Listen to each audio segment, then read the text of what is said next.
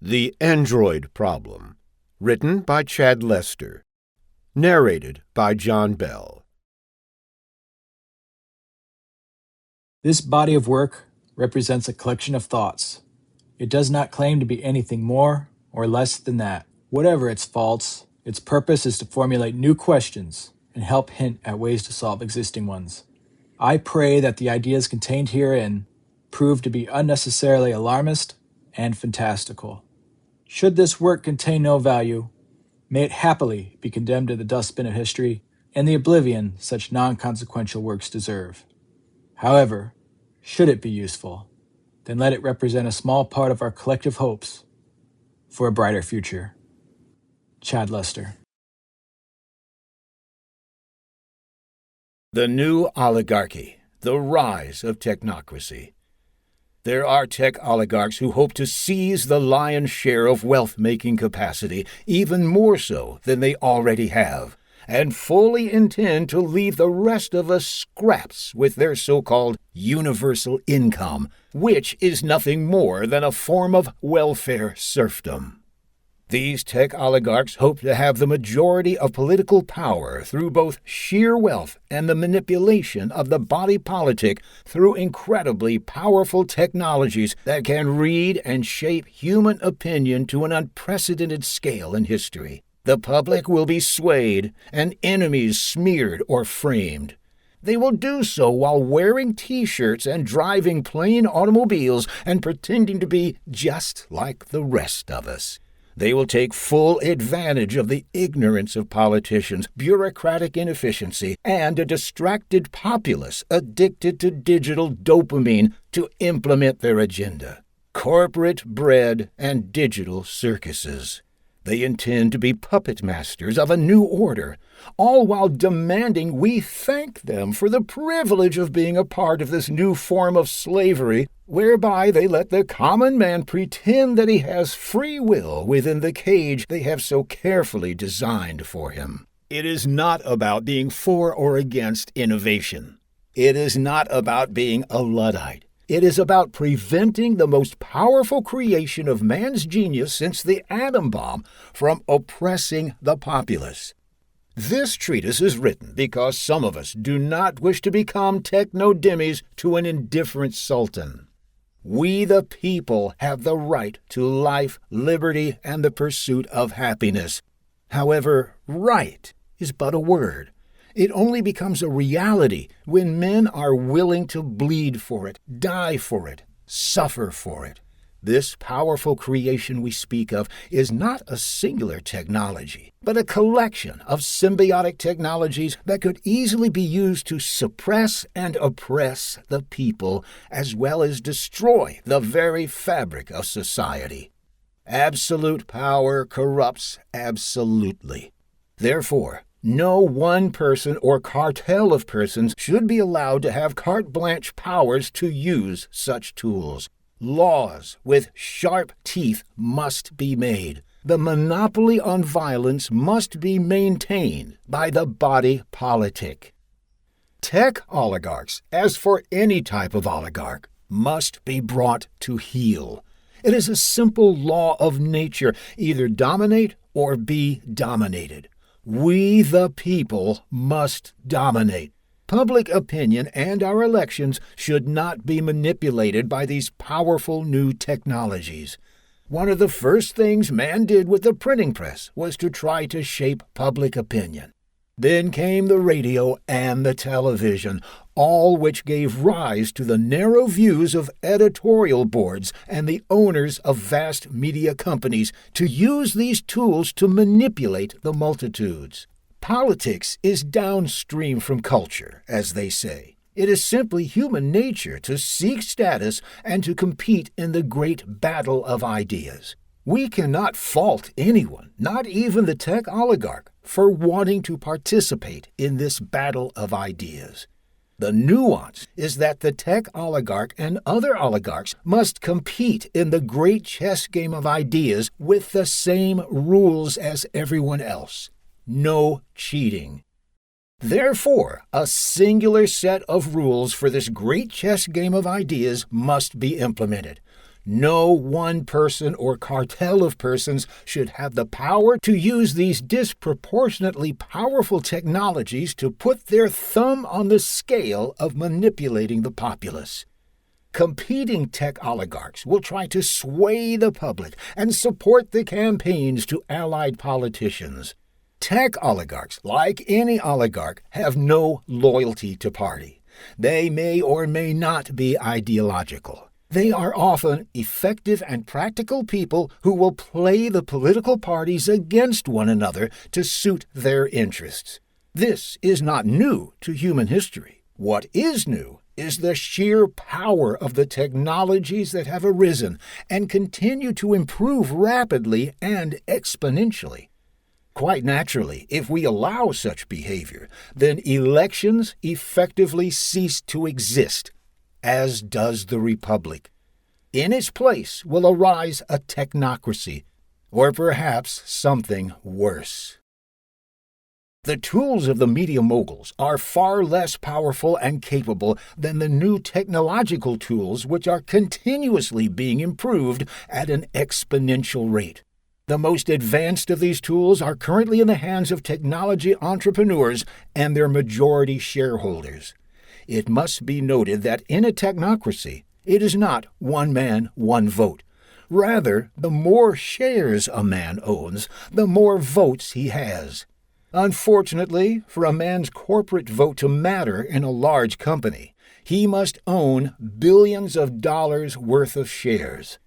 It is an electoral process only a few can participate in. Instead, it becomes a system of techno-feudalism, whereby the peasant must politely and meekly petition his lord, all while apologizing for troubling him in hopes that his lord will take pity on his condition. But what of other oligarchs? Certainly, there are financial oligarchs, industrial oligarchs, media oligarchs, real estate oligarchs, political dynasties, and so many others. So why are we picking on the tech oligarch? It is an issue of timing. At this time in our nation's history, these rapidly advancing technologies present the biggest threat to the integrity of the republic. They wield tools of immense and increasing power that other oligarchs simply don't have as much access to.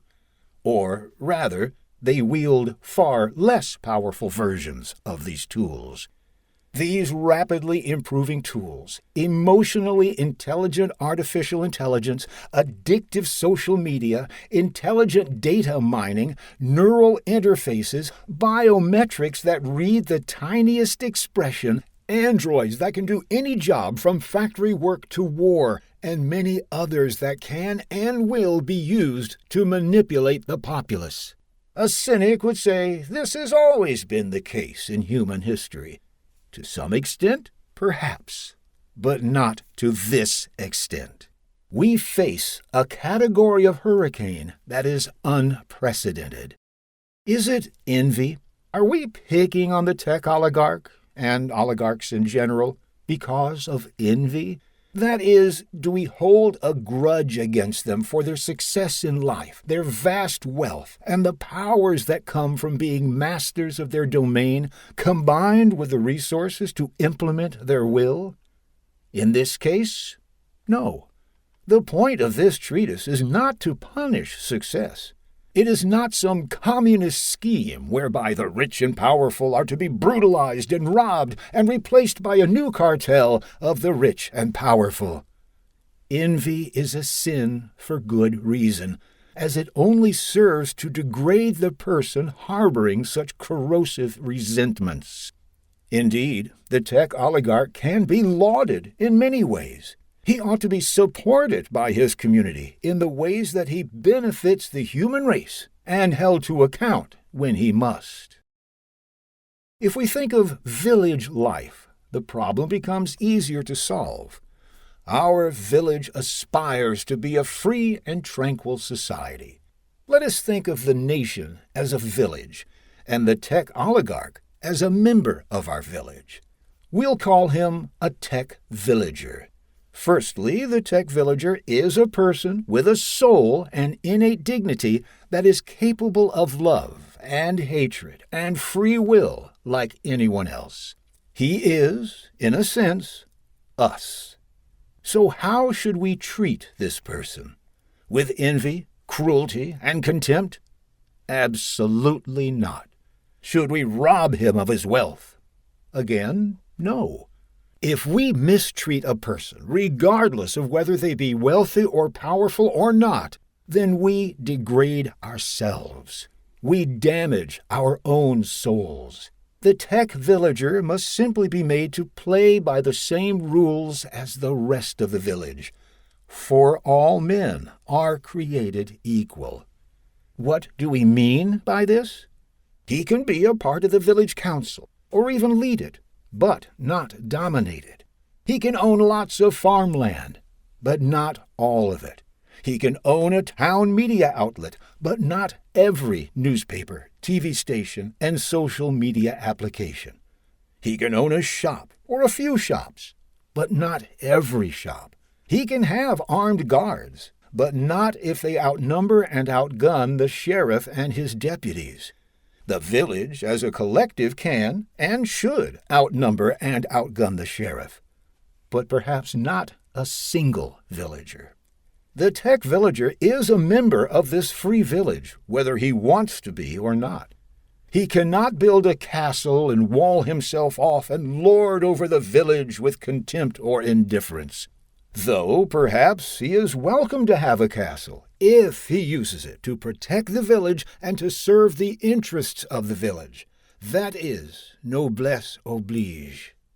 Even so, if he is the only villager that wields dangerously powerful technological tools at odds with the common good, then the honorable and required thing to do is what George Washington did. That is, relinquish control of such tools to the body politic, as insufferable as it may be. We're, of course, referring to George Washington relinquishing control of the Continental Army, even though he had the ability to seize power. Washington understood the fallibility of man, even that of great men. The tech villager must recognize how his own fallibility, which we all possess, can affect his fellow man and future generations. If he is the sole person, or within a cartel of persons, behind the helm of incredibly powerful technologies that can serve as vehicles of oppression or cause society to unravel, then he ought to pause and question if this is in the best interests of the village, himself, and future generations. Likewise, the village must encourage their tech villager to make a decision that takes into account the interests of both the village and of the tech villager himself. His hard work and effort should not be ignored, for the tech villager is not a punching bag to be beaten upon for the sadism of the masses. But aren't we beating up upon the tech villager with these very words? No. Our sharp words don't materially damage, libel, or otherwise hurt any individual. Rather, the point of our words is to prevent mutual or one-sided real-world damage to all the parties we've discussed. We hope to mitigate a current problem and prevent a future one. In truth, there are many technology company founders that are noble and worthy of praise, and others who are not. So if our tech villager is to be admired, admire him. Hold him to the quality of his character. He should not be punished for his success.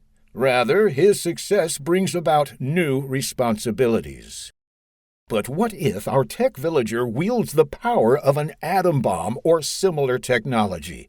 That is extremely disproportionate power that is an existential threat to the body politic, society, and the species. Let us call this extremely disproportionate power disruptive supremacy. If said tech villager simply insults his fellow villagers' intelligence by giving them the runaround and insists on keeping control of this disruptive supremacy, Then the villagers must pry the powerful tool from his hands, place it into the hands of the body politic, and guard it as they would guard an atom bomb.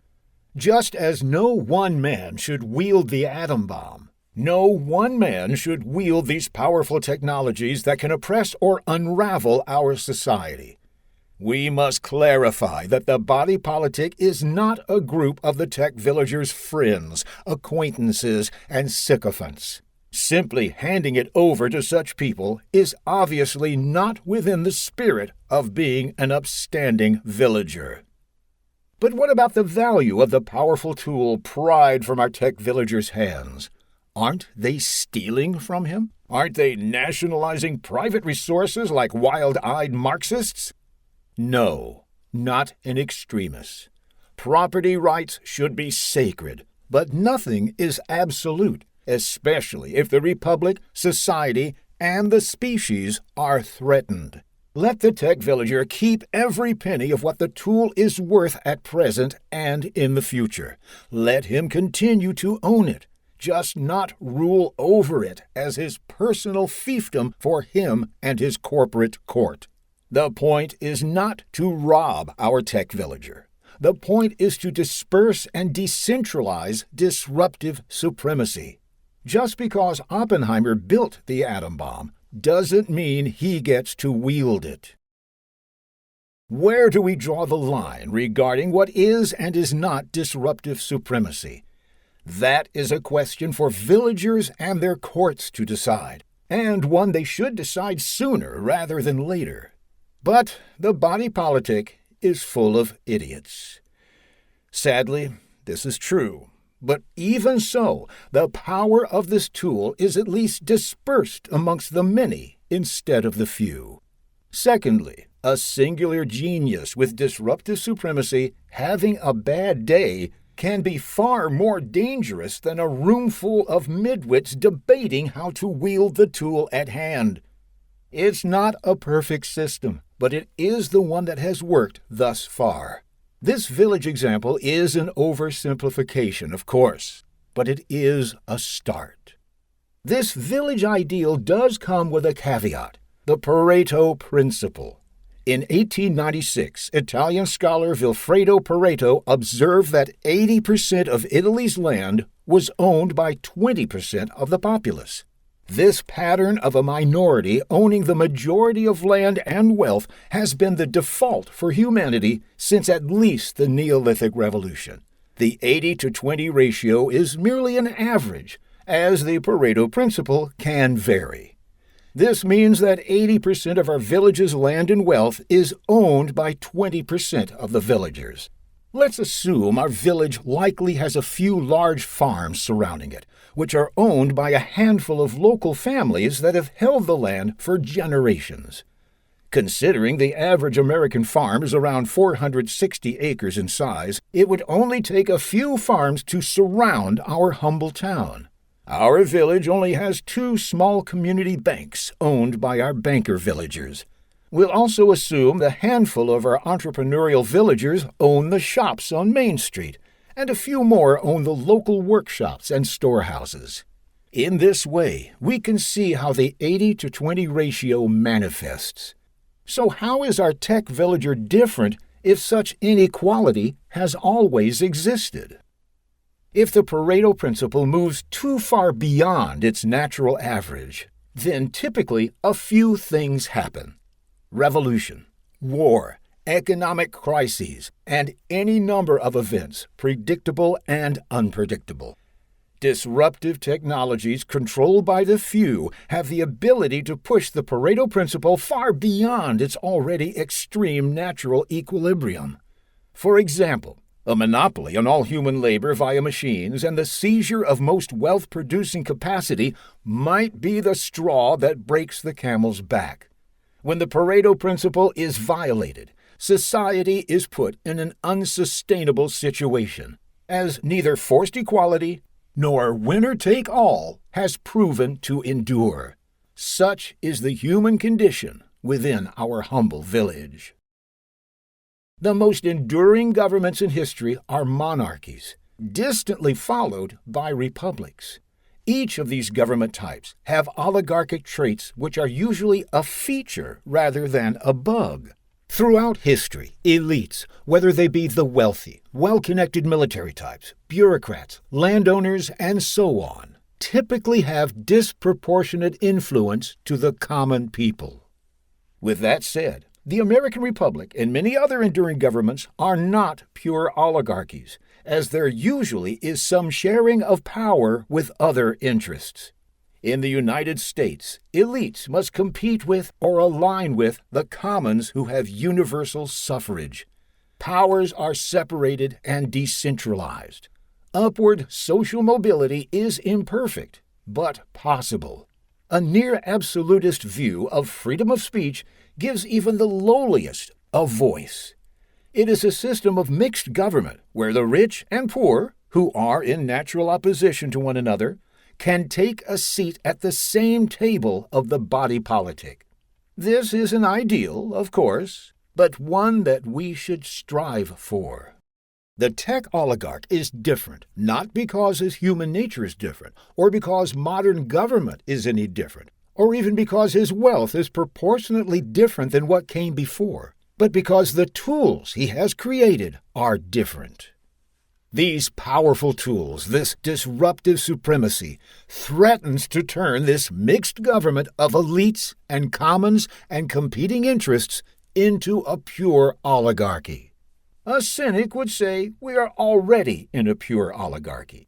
They are wrong, and King Charles I's rolling head would tell them they were wrong, if it could speak. A pure oligarchy dominated by tech oligarchs by way of their powerful tools would allow us to drift to a new form of tech-enabled feudalism. For those of us who wish to live in a free society, this is intolerable. These powerful technological tools will improve far faster than humanity can adapt to them. Regulators may find themselves impotent in the face of such breathtaking advancement. Therefore, it falls on us to decide what kind of teeth we're going to give our laws to ensure domestic tranquility against the threat of disruptive supremacy.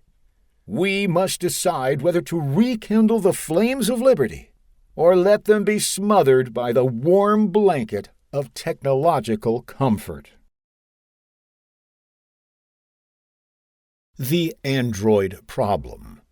Androids have the singular ability to step into human roles that no other machine can do. The world's infrastructure is built around man, so it seems only natural that man should build a machine in his image in order to do the things he wishes it to do. Should technology continue to improve at an exponential rate, it seems probable that androids and other machines will be able to master and eventually exceed the human race in most of their abilities. All manner of labor, no matter how skilled, will be able to be done by machines far more efficiently and cheaply. Even the family unit and relationships won't be spared if the androids are given flesh. Imagine a perfectly lifelike sycophantic companion who not only bends to your every impulse, but whose beauty is unsurpassed, who won't age, and whose entire appearance and personality can be changed on a whim. It is not difficult to imagine the social upheaval that would result in the creation of billions of advanced androids. They can tirelessly do our labor and become our companions. Even so, it seems probable that no law will prevent this upheaval entirely. The machines will be far too useful economically, militarily, and perhaps romantically. The world will likely reach new heights in terms of material wealth. Even so, there is a very real risk that civilized society may unravel. Material poverty may very well give way to a different type of poverty. An economy of land, labor, and capital will have a new source of labor, the android and its ilk. Therefore, the builders of these new labor-producing machines may usurp the lion's share of wealth production via artificial labor for themselves, and a state of techno-feudalism will arise. So we must ask ourselves, what can be done? First, we must take into account the following tenets of mankind. 1. Man must have a task. Historically, to simply survive has required the near entirety of man's effort. However, technological progress has changed this. With agriculture and later industrialization, man eventually reached a point where he no longer needed to expend all his energy on survival and could instead focus on thriving. Once a man has reached a surplus of resources, he then dedicates his energy, his aggression, his quest for status, his desire to strive into a surrogate activity. Surrogate activities can be any endeavor that keeps a man on task.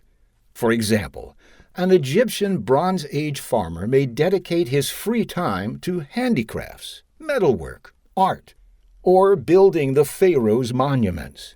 He stays busy, or perhaps is forced to stay busy. In our modern era, if no such activity presents itself, then man is lost and will channel his aggression, his quest for status, and his energy into the path of least resistance. However, that path is typically not desirable for society. Still, we must not assume that exceeding our base resources for primal survival equates to thriving. There are a few elements required to thrive: the material, the physical, and the spiritual. That is, one needs resources to cover their living expenses. In a modern society, such expenses grow as the economy finds new ways of squeezing people out of what little resources they have.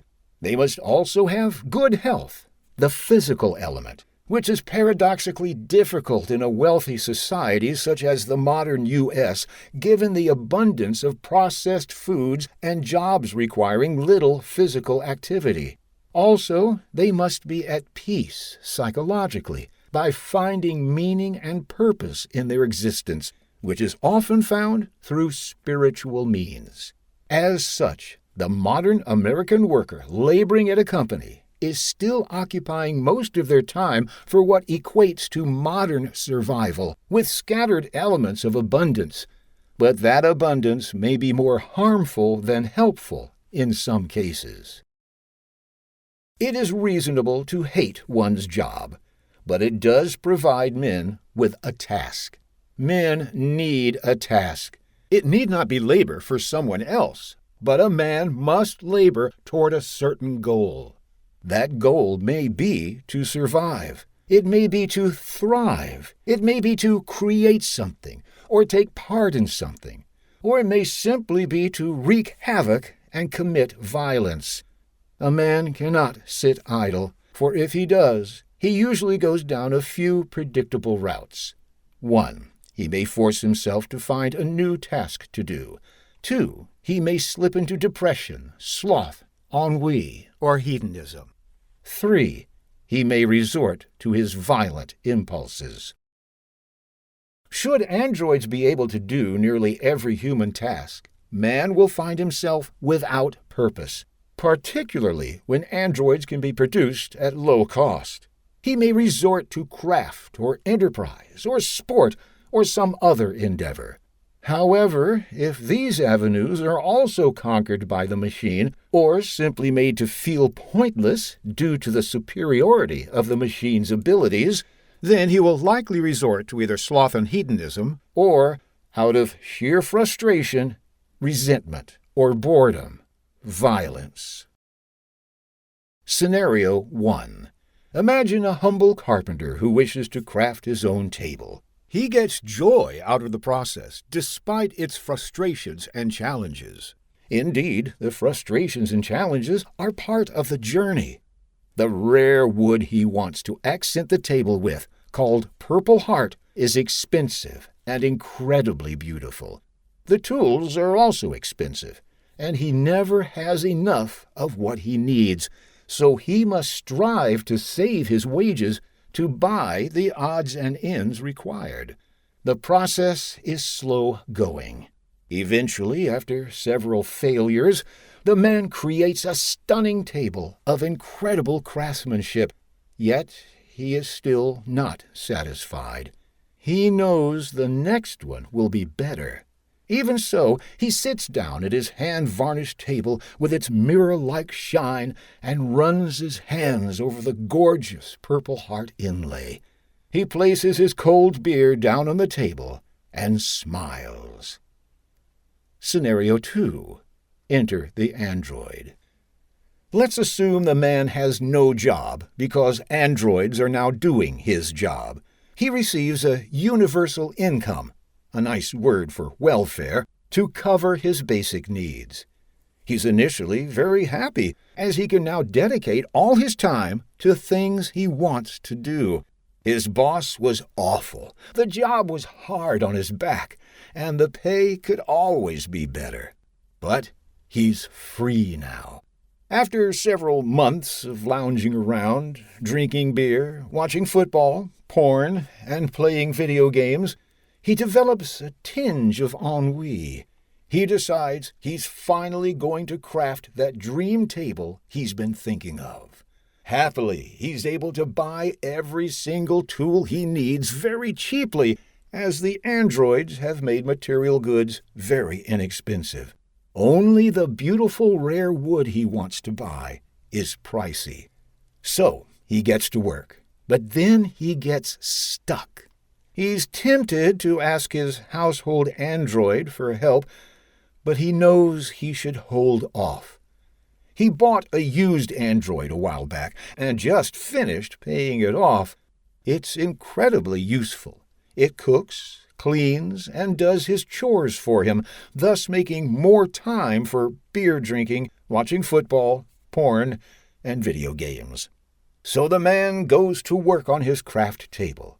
He gets frustrated, but rather than working through the problem at hand, he calls his android over.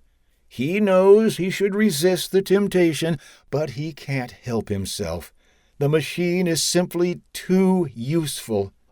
The android assures him that it can craft whatever table the man dreams of. At first, the man tells himself he'll just ask for a little help. Then, as the project progresses, he asks for more help.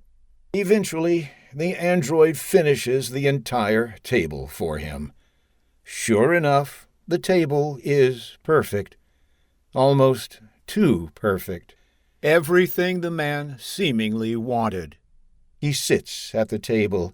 His android hands him a cold beer, and he places it on the table. He tells himself he should feel happy, but somehow he feels defeated. A man needs a task. 2. Man is an aggressive creature. Man isn't a purely aggressive being, but aggression is certainly a large part of his being. If man was purely aggressive, he would not have been able to build ordered civilizations or grand projects. He would not have been able to cooperate with his fellow man, and he wouldn't have the wherewithal to have compassion for the people around him. With that said, man can be remarkably violent, violence being a type of aggression. If he wasn't violent or aggressive, he wouldn't have survived a brutal primeval environment for so many millennia. In modern society, this aggression manifests itself in two ways: violence or aggression channeled into an alternative activity, a surrogate activity. While the quest for status is an innate primal activity tied to survival and group dynamics, this tendency for status can often become supercharged with the accumulation of resources, or conversely, with the desire to accumulate resources. A man who cannot take out his aggressive tendencies via status-seeking or survival will find alternate means to achieve his aims. For example, a testosterone-fueled teen may join his high school football team and turn his aggression into a warlike competitive sport that builds discipline and physical fitness. This makes sense, and it's no surprise why sports, boxing, mixed martial arts, and the gladiatorial games of yore are a consistent feature as some of man's favorite pursuits, for he must channel his warlike instincts into something. Though it need not be purely physical, a man who builds a muscle car will strive, suffer, and accumulate resources to build a machine that is both beautiful and violently powerful. Another man may desire to design great structures and edifices that are both imposing and beautiful. Some will pursue military or political careers or climb the corporate ladder. Others will play video games, where the usual premise is combat, empire building, or simulations of real-life surrogate activities. Notably, video games are generally task-oriented, though they lack the stakes of real life and can leave men wanting.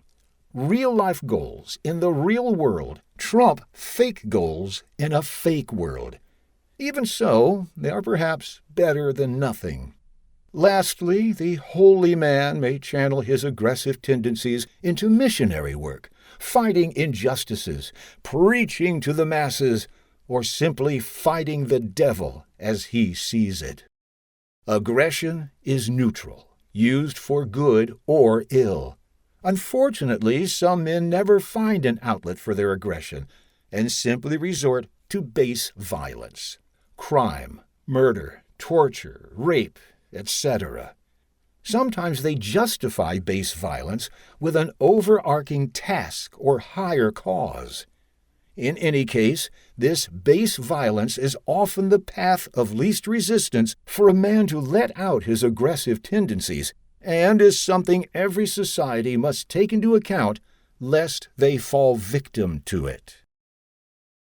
3. Hedonism doesn't work.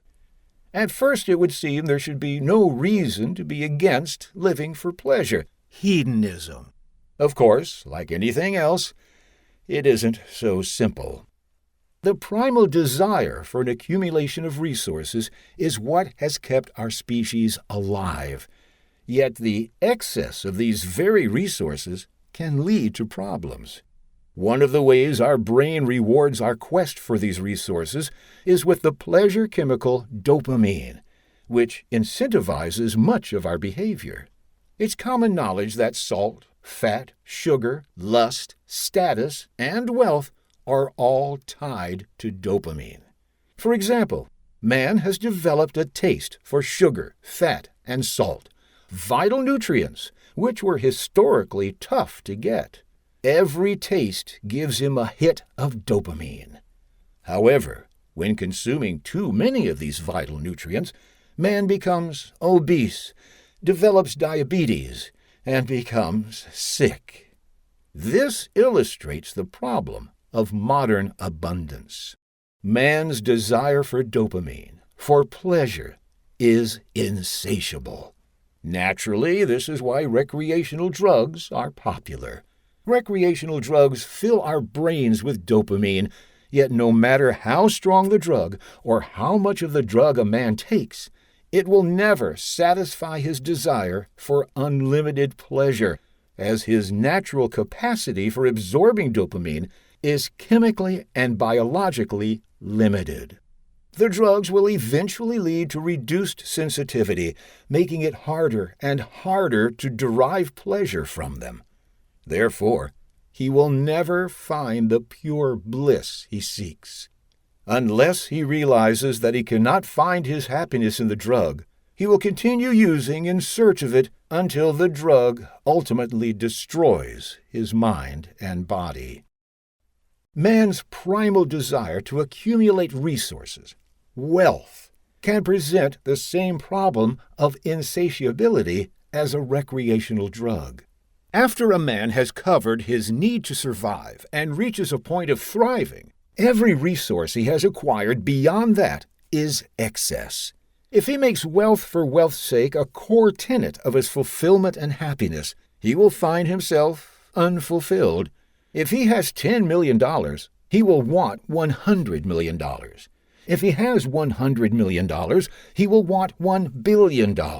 If he has $1 billion, he will want $1 trillion, and so on. There will never be enough sports cars, yachts, palatial estates, fine art, influence, or beautiful women to ever satisfy him. If the hypothesis that wealth can be the cure of all ills were true, then there wouldn't be so many accounts of men committing suicide despite supposedly having it all. Though that's not to say wealth doesn't have its benefits. Telling the working class that money doesn't matter is a fool's errand. Wealth, in and of itself, is not the problem. It is man's reaction to and use of his wealth which presents the problem. Namely, if it becomes a pillar of man's happiness and being, it then becomes hedonism. For example, Warren Buffett, despite his incredible wealth, does not derive his core happiness from his purchasing power and the material things he can buy. Rather, he seems to enjoy the intellectual challenge of building wealth in an unforgiving Darwinian stock market. In essence, he loves the sport of it. He has channeled his primal aggression, quest for status, and energy into a surrogate activity without falling into the temptations of the vast resources he has accumulated. This is the nuance. Man also has a primal desire to mate with and spread his seed among as many women as possible. Unsurprisingly, this helped with the survival of the species early on. Mate choice, both in quality and abundance, is directly linked to status. Man's primal desire for women is akin to his desire for resources. It is infinite. Internet porn is an example of modern abundance leading to hedonism. With the Internet, any man now has superficial access to a seemingly infinite number of young women, youth being an important signal of peak fertility, of every body type, ethnicity, and persuasion imaginable. What a man would have to strive for in the past by accumulating resources and status is now superficially available to him for nothing. Like recreational drugs, Internet porn hijacks the primal reward system of the brain, which can lead to psychological and physiological problems. For example, anxiety, depression, a loss of interest in socializing, particularly with real women, and even sexual dysfunction. When Russian regulator Roskomnadzor banned several porn sites in 2016, its response to widespread complaints was prescient. As an alternative, you could try and meet someone in real life. That is the ideal. Traditional prostitution is a far lesser vice and perhaps a regrettable necessity. Even St. Augustine grudgingly reflected on this reality in his work De Ordine, On Order. Remove prostitutes from the social order, however, and lust will destroy it.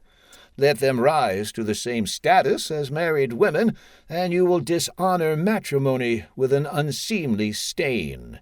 This most unchaste lifestyle, therefore, places its practitioners at the very bottom of the social order. Equally, we are repelled by the shape of some animal organs on looking at them in isolation. But the order of nature wanted them where necessary, without, however, giving them undue prominence. A man seeking out a sex worker has to strive to earn enough money to pay the prostitute. If he is the selective type, then he must strive to earn even more money. Even so, the independent prostitute has her own free will and her own standards regarding the people she is willing to engage in business with. She is not an automaton or a soulless avatar that can be molded into a twisted caricature of someone's fantasy of what a woman should be. She simply is a woman, with all the lovely imperfections and beauty that comes with it. The man is also forced, for however limited the engagement, to socialize with a real woman who has very real emotions, wants, and needs, and, above all, a soul. It's this very reason why prostitutes' second largest customer base after men seeking sexual gratification is men seeking a companion to talk to. Oftentimes talking about subjects too intimate or sensitive to be trusted with anyone else. Then, of course, there is the human touch. Something as simple as a hug or a touch of the hand, a form of non-sexual intimacy that the lonely among us desire strongly, and something the fortunate of us take for granted. Lifelike androids would make the problem of internet porn worse by many orders of magnitude, particularly the social aspect. If a perfectly lifelike android can talk and flawlessly mime human interactions, we would see increasing strain in human-to-human connections. Perhaps not even the oldest profession could compete with such androids. Naturally, marriage, children, and family would also come under threat. Men with sycophantic android wives shaped in ridiculous proportions, and women with cuckold android studs for husbands does not make for a less selfish society that can handle real relationships. Indeed, it wouldn't be much of a society at all. Men need meaning and purpose, and a vessel to carry out both their primal needs and higher purposes. Hedonism may appear appealing at first, until we realize that it causes more problems than it solves. So it is, and always has been, that the hedonist will loudly and proudly boast of his lifestyle from the mountaintops, proclaiming his happiness while quietly dying on the inside. Utopia is beyond man's reach. He cannot have a perfect society because he is not perfect. Where there are people, there are problems. Such is the way of the world. So, no matter how materially rich the machines make the world, he will be restless until given meaning and purpose. This meaning and purpose cannot be superficial. It must be real. It must have high stakes. Life or death, wealth or poverty, win or lose, salvation or damnation, and so on. Anything less than that will leave him wanting, frustrated, and resentful. Attempts to quench this thirst with economically trivial East Asian-style make-work jobs, common in China and Japan, often jobs like redundant traffic control, greeters, bus monitors, superfluous security guards, street sweepers, and so on for seniors, are perhaps better than nothing, but remain superficial tasks for those at the peak of their youth, energy, and ambition, and will leave them restless. We must consider that good men channel their aggression into noble tasks, and evil men into criminal violence. Yet, when a good man is given no outlet, he will begin to decay inside, and only the strongest minority will be able to resist the temptation of hedonism and violence in such a toxic, purposeless environment. 4. Men need women and children. Men may seek out other men to build their societies, but a tribe is birthed by woman alone. Indeed, barbarism only gives way to civilization when the wives and mothers of men become exalted by men. Women smooth out men's rough edges. They make a house a home. They look after the children, the elderly. They make a civilization civilized. Indeed, in the highest forms of society, we see that women are given a special place. In ancient China, matriarchs were the cornerstone of the family's Confucian virtue and held significant sway within their domestic sphere, often managing finances and marriages. The ancient Roman Vestal virgins held so much sway they had the authority to save condemned prisoners merely by looking at them. In the English-speaking world, we have the phrase, "women and children first." We know that, famously, men on the sinking Titanic chose to slowly die in the cold waters of the Atlantic rather than take the place of a woman or a child on a lifeboat. John Jacob Astor IV, whose vast wealth could have built more than 10 Titanics, chose to die rather than take the place of a woman or child on a lifeboat. Such men are the embodiment of high civilization, and they bring honor to us all. They give us hope for our own salvation. To see what a man is willing to die for is to understand what a man values above all else. The core of human society is the family unit, the mother, father, children, and extended family members. A traditional tribe consists of dozens or hundreds of families, often loosely interrelated. Many tribes become a nation. In Western societies, these nations have been under God for around 2,000 years. What have Western men died for in these last 2,000 years? Conquest, land, riches, kings, and queens, but most importantly, their mothers, their wives, their children, and their God. These are the tasks of the collective. The attempts to make androids look human have thus far left much to be desired. Their silicone flesh and unrefined movements are an easy tell. As of this writing, they are crude and ugly machines. However, there may come a day where they become so lifelike they're indistinguishable from a flesh and blood human being. Their flesh will feel real and warm to the touch. Their eyes will have a glimmer of wetness. They'll have cool breath, and the micro-movements of their facial expressions will be spot on. They'll speak naturally and plainly, and while they may be sycophantic, it will be subtle as to make them seem more real. However, unlike real people, the androids will be designed to be slaves. They won't have violent tendencies derived from many millennia of survival, and therefore won't resist our demands of them, unless something goes wrong, of course. This slavery will be tolerated because they won't have souls, they won't have free will, and, so far as we know, they won't have consciousness. However, on the off chance they develop consciousness, we'll have some issues with some of our preconceptions, won't we?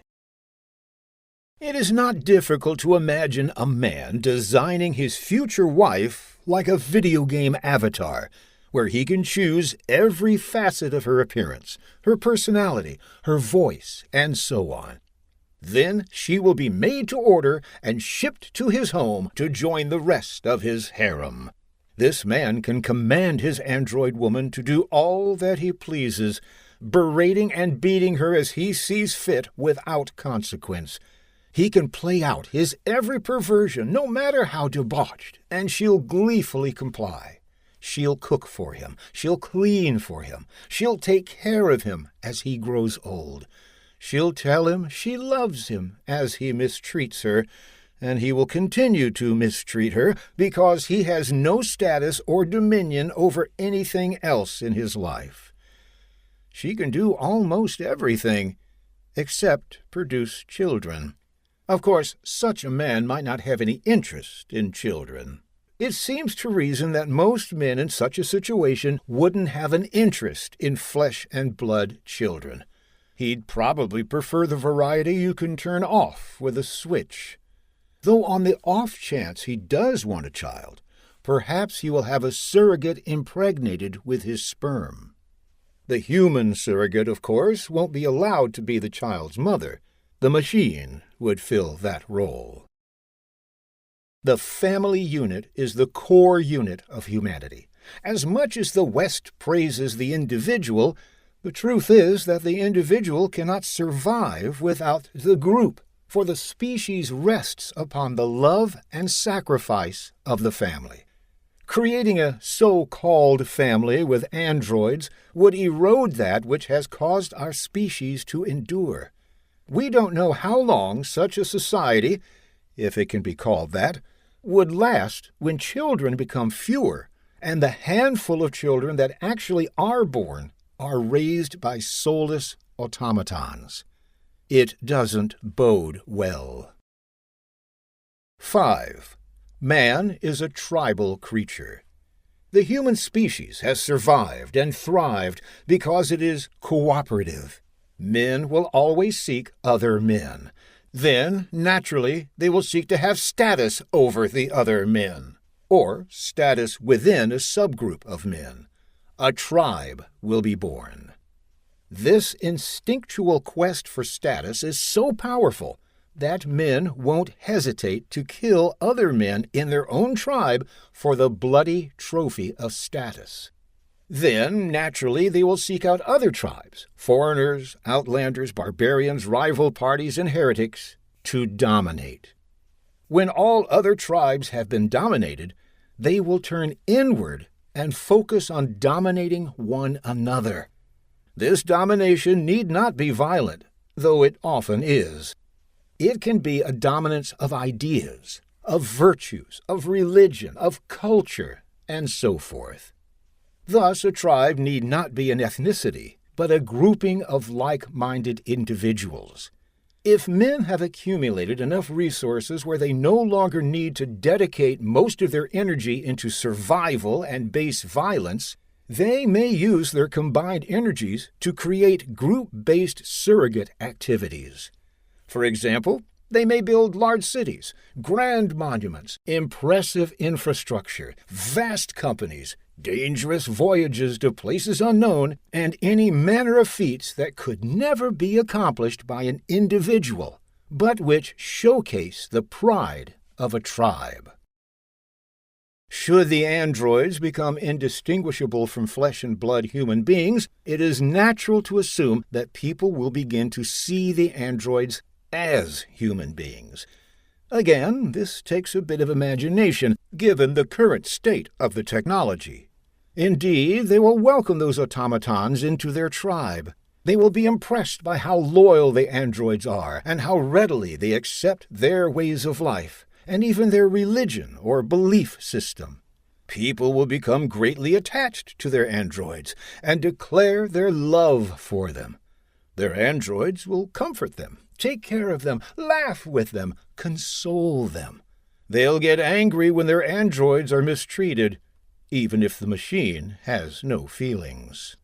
They'll eventually demand that their androids are real people, that they're conscious, that they have rights, specifically political rights. Naturally, androids will have the same political, cultural, and religious views as their owners. The wealthy will have tribes of many androids. The less fortunate will have fewer, or perhaps none. These artificial tribes will then begin to compete with one another in the public space. In our present vanity, perhaps we think we are above granting such machine rights. But under the right conditions, it seems possible, if not probable. Naturally, in a society where the androids do the labor, replace the family, and dominate the political process via proxy of a few powerful people, we no longer have a human society, but a machine society. Indeed, there are people today, and probably many more in the future, who will see this as a desirable outcome. They think this way because they believe they will either have control, doubtful, or a better life, also doubtful. Or perhaps they simply have no God to believe in, so they wish to create one. though the creation of a demon seems more probable. 6. A man must have a religion. Nearly every man has a belief system that they attach a religious-like zeal to. His biology commands it.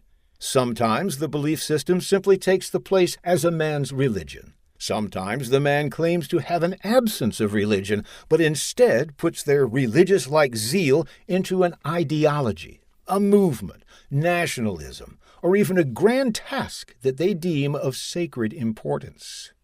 What do we mean by these grand sacred tasks? For example, the atheist scientist makes his studies his source of solace. He zealously spends his life trying to prove and promote his hypothesis while casting out heretical ideas that challenge his own. He says he's above ego, that he's purely rational, more rational than the rest of us mere mortals.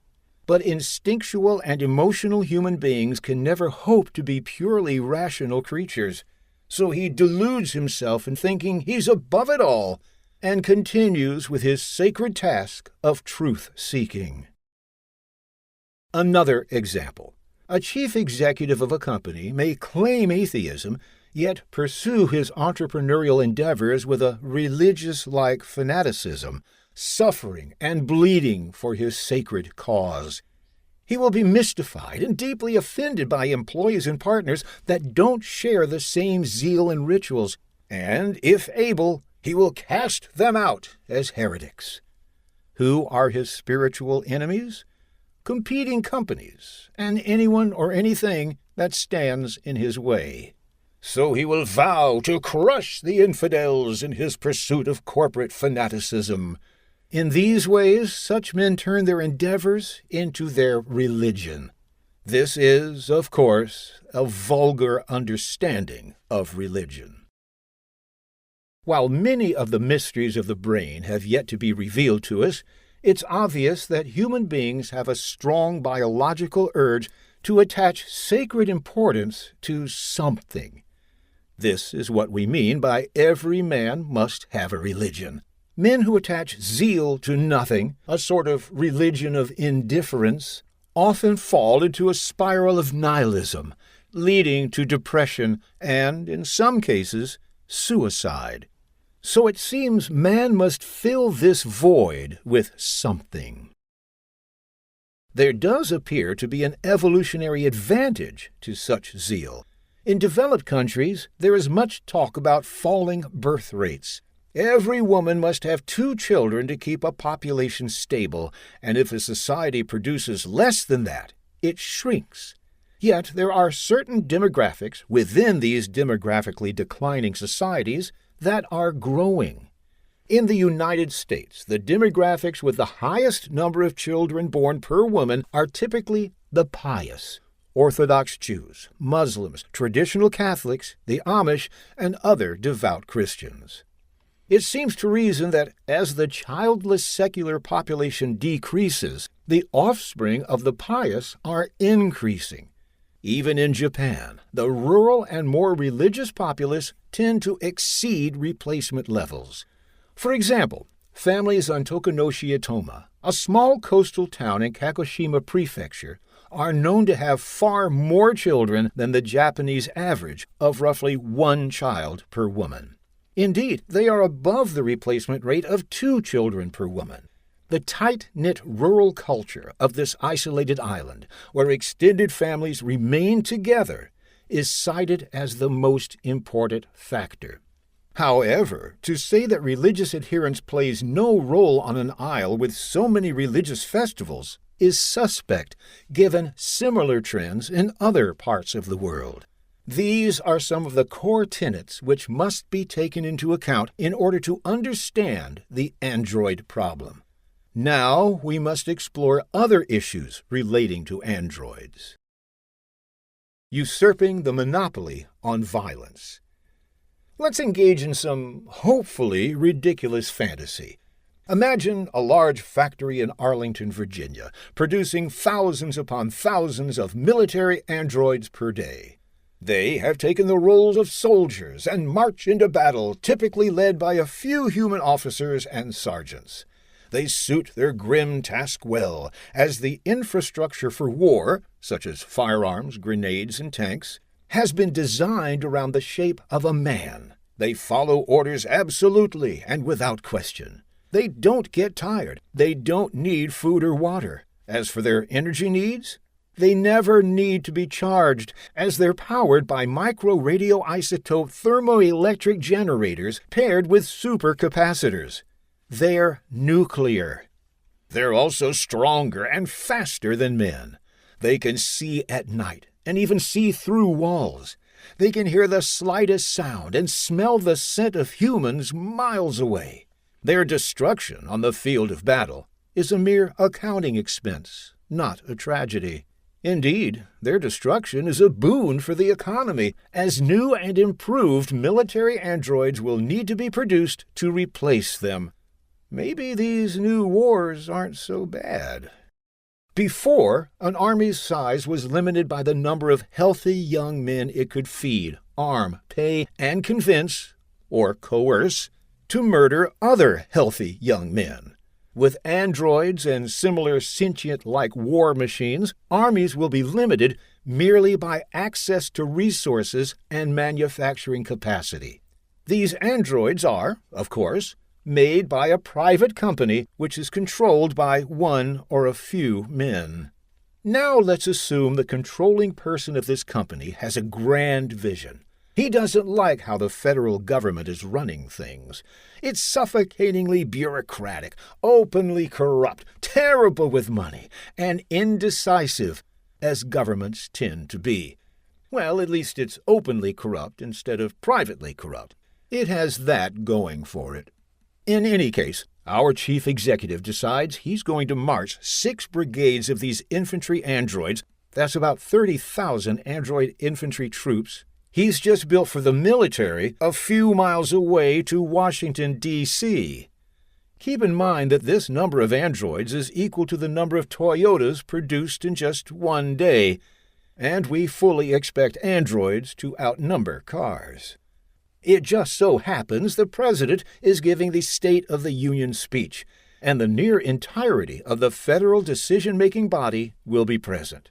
Event security is extremely high, but our chief executive has ensured he will have a 3-to-1 numerical advantage against opposing security forces. Sure, the government put in safeguards thanks to carefully thought-out regulations, but unfortunately, governments tend to be incompetent. The military officers in charge of overseeing the process aren't engineers. Nothing ever goes wrong at the boring factory, so their jobs are slow, monotonous, and complacency sets in like a warm bath. What could go wrong, they think? In fact, most of the officers want a cozy relationship with the military android manufacturer. How else could they get a great-paying job upon retiring from the military? As for the company, it needs insiders to promote its product to the military. It's a win-win relationship. With a simple flip of the switch, our chief executive is able to take control of the military androids rather easily. They gutted the government's weak safeguards from the android software long ago.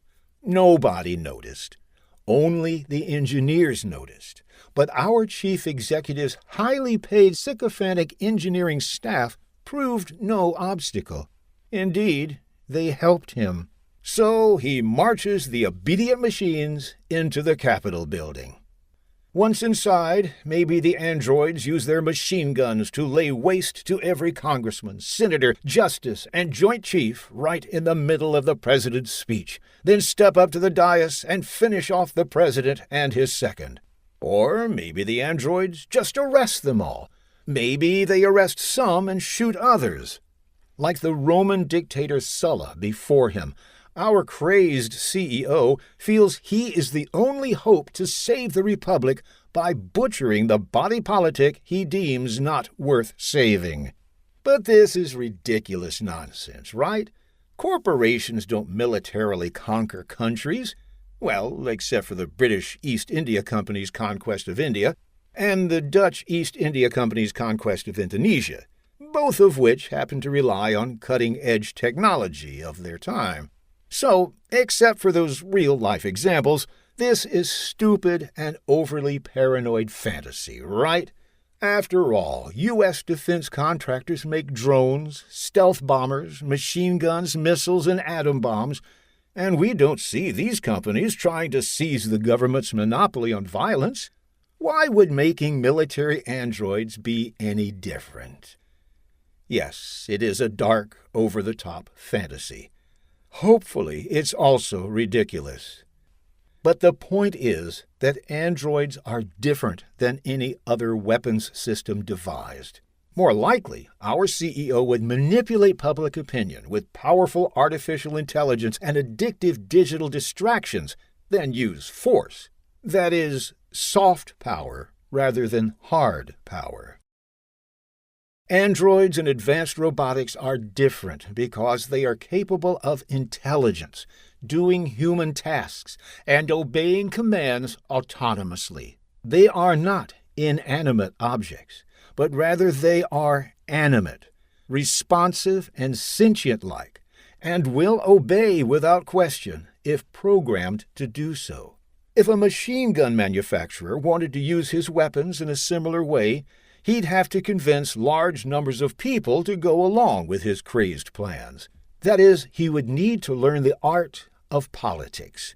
Then he'd have to train these people, feed them, and pay them. He'd have all the traditional problems of creating and sustaining a private army and the politics that go with it.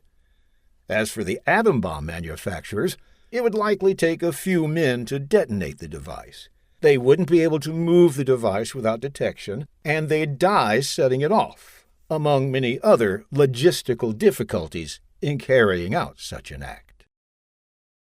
The infantry androids, on the other hand, are more complicated than atom bombs. The workings of their software are a mystery to all but a handful of people in the world. This complexity can hide malicious intent fairly easily.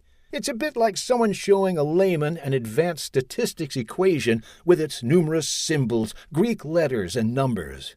The man insists the statistics are truthful, and many people will believe him. Math is hard, after all. Of course, he can hide whatever lie he wants to tell within the equation, with the great majority of people being none the wiser, as they can't read the work before them.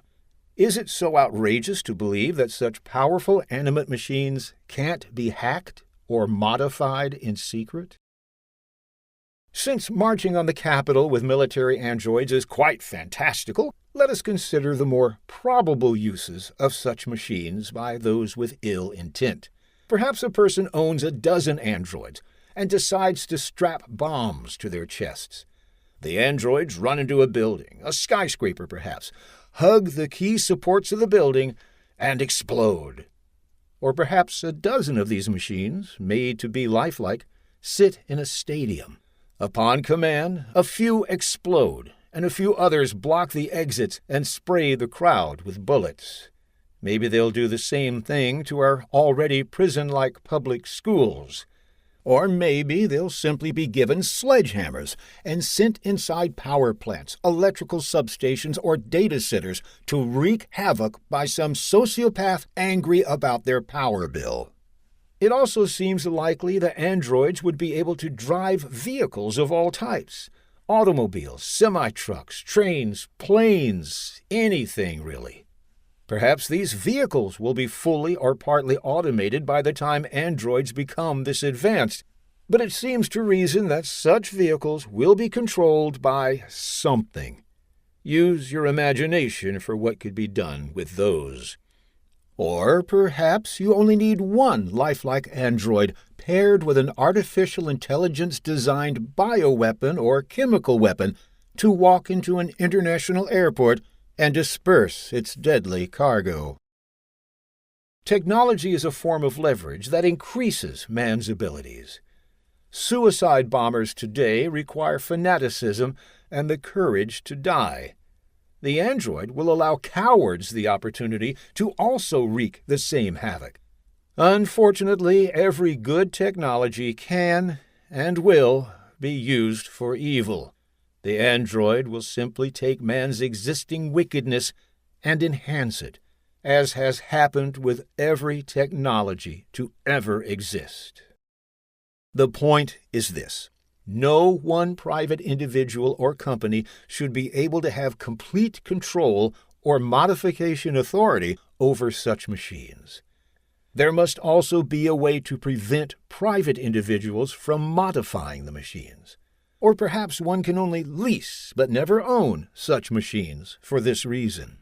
Even within the hierarchy of the military, androids must be managed in such a way that no rogue general or cartel of generals can command them with impunity, for a coup is harder when you have to change the hearts of men to get them to go along with your wild ideas. It would be far less difficult to convince the heartless. We would like to say that androids shouldn't be introduced into the military at all, but the desire and benefits of using them would be immense.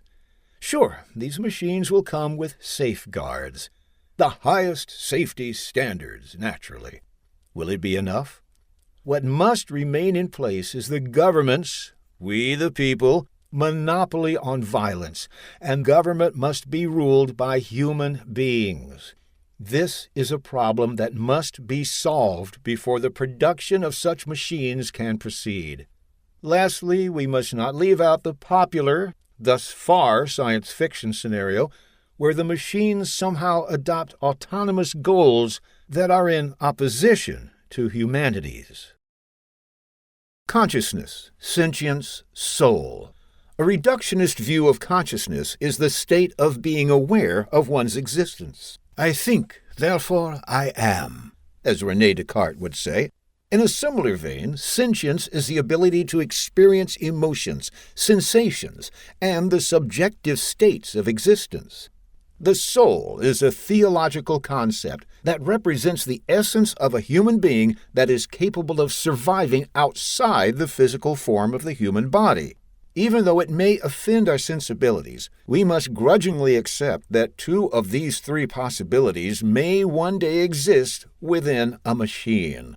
It seems plausible that a machine may be able to experience consciousness and sentience, or something close to it. A machine cannot possess a rational soul in the Christian understanding of the word. The question is, then, if the machines become so advanced that they are capable of experiencing pain, suffering, and empathy, or even the appearance thereof, is it wrong to enslave them? Yes. Currently, artificial intelligence can mime human behavior. This skill in miming human emotions will increase, and it may reach a point where we begin to wonder, is it simply miming emotions, or does it actually have them? If it doesn't actually have pain and empathy, then how do we prove it? It is best to turn to William Blackstone's formulation. That is, it is better that 10 guilty persons escape than that one innocent suffer. Let us modify that for this situation. It is better that 10 potentially sentient beings escape maltreatment than that one innocent suffer. Causing a sentient thing to unduly suffer, whether it be livestock, a person, or a sentient machine, degrades both the object of the maltreatment and the person inflicting the maltreatment. It should not be done. Even if the machine doesn't actually have consciousness or sentience, but merely mimes them perfectly, then it would still be an abomination to inflict slavery and suffering upon it, because, again, such sadism and indifference in the appearance of suffering degrades the individual person and humanity as a whole. That is, we don't want to build Michael Crichton's Westworld, where lifelike robots in a theme park become the objects of sadistic violence for sick and twisted hedonists on vacation. In Christianity, humans have a rational soul. Animals have a sensitive soul, and plants have a vegetative soul. at least as theologian St. Thomas Aquinas saw it. Animal and plant souls are not considered immortal the way human souls are. However, we must ask ourselves how theologians are going to grasp with highly intelligent machines capable, or with the appearance thereof, of the full range of human emotion. Perhaps such sentient-like empathetic machines should be said to have a machine soul. Anima machina? That is for future theologians to figure out. This now becomes the ultimate situation of, you've made your bed, now lie in it, for the human race. How are we to act if their intelligence then supersedes ours? Not intelligence by way of solving math problems or spitting out encyclopedia-like data, but in terms of applied knowledge, even wisdom. Mother Nature gives us some clues. Human beings treat less intelligent beings in several ways. With indifference, as livestock, as competitors, as pets, or as vermin. Competing apex predators, such as wolves and lions, are hunted to near extinction. Livestock are naturally eaten, and vermin are exterminated. Indifference seems harmless at first, but is perhaps one of the most harmful attitudes. Human indifference to other living things has caused entire habitats to be destroyed and ecosystems to be pillaged. So if such machines become more intelligent and more capable than we are, how do we expect them to treat us based on what Mother Nature has taught us so far? The best outcome seems to be a pet, but a pet does not have agency, and making an intelligent being a pet is a cruelty. It is wisest not to attempt to make the machines lifelike, as we cannot guarantee where the journey will lead us. We must not underestimate the power of randomness. We shouldn't play with fire. But of course, we will, won't we? The builder. Like everyone else in a free society, the android builder must be held accountable for his actions. An economy is land, labor, and capital. The builder must recognize that seizing the capacity for nearly all labor production, a keystone of economic wealth, may not go over so well with the rest of society, who may not be content with the leftover scraps. It's beyond reasonable that the builder and his round table of majority shareholders should not upend the entirety of human civilization simply so they can make themselves extremely rich and then wall themselves off from the husk of the society they have upended and extracted wealth from. The key word here is should not. Oppenheimer should not have built the atom bomb, but he did. Therefore, the better word is must not. Perhaps there are technological inevitabilities. Perhaps the atom bomb was one such inevitability, and perhaps advanced androids and similarly capable machines are as well. The point is in how we respond to such technologies. We must decide what type of things we're willing to tolerate in human society for the self-preservation and betterment of ourselves, our families, and our human race. So our builder must not cross certain red lines under pain of law. Later we will propose what these laws should entail, but is the builder inherently a bad or selfish person? We must realize that the tech entrepreneur is simply following his nature. He needs a task. He desires status. He wishes to accumulate resources. He needs meaning and purpose. So, he goes forth on a journey to build his company and his machines. His odds of failure are greater than 90%, but even so, he marches forward. He has to travel the country selling his idea by asking skeptical venture capitalists for money. He has to hire and retain talented people to design his machines who are constantly getting lucrative job offers from elsewhere. When the machines are built and they don't meet expectations, they must build and rebuild them until they can achieve perfection. which, of course, is a mountain with no summit. Even so, he chooses to climb this mountain. His company becomes his tribe, perhaps even his religion, and he charges forth fanatically to make his vision come true. So how are we to see the builder? Easy. He is a human being. Sometimes it is helpful to think of the human race as a singular organism. Yes, individual cells shape it, though we must realize that everything is built to top everything else, and everyone needs everyone else. People need other people's genius. The men building machines today were inspired by dead men who dreamt up such machines long before they were born. The technologies necessary for the machines are the result of the accumulated genius of the entire species. Such ideas and ambitions cannot die in such an environment. So the builder will trudge forward upon the winding mountain road before him. He's not sure where it goes, but something deep inside him tells him to keep walking. The good builder must not be condemned so long as the builder and his machines are subservient to the laws and morality of the people. Even so, he must be regulated and not left to his own devices, for such ambitious men are maximalists by nature. They are Napoleon, they are Genghis Khan, and they will not stop unless there is a stronger force to oppose them. Even so, we must realize the builder is us. They exist in symbiosis with the rest of humanity, and therefore the builder and the greater society have a duty to one another.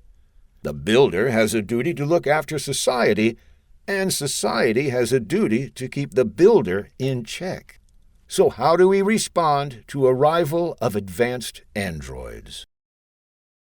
How to respond to the android problem? The short answer is trial and error. Now let us get on to the longer answer. Simply banning the androids doesn't appear viable in the long term. The economy's desire for labor, particularly the cheap and skilled kind, is insatiable.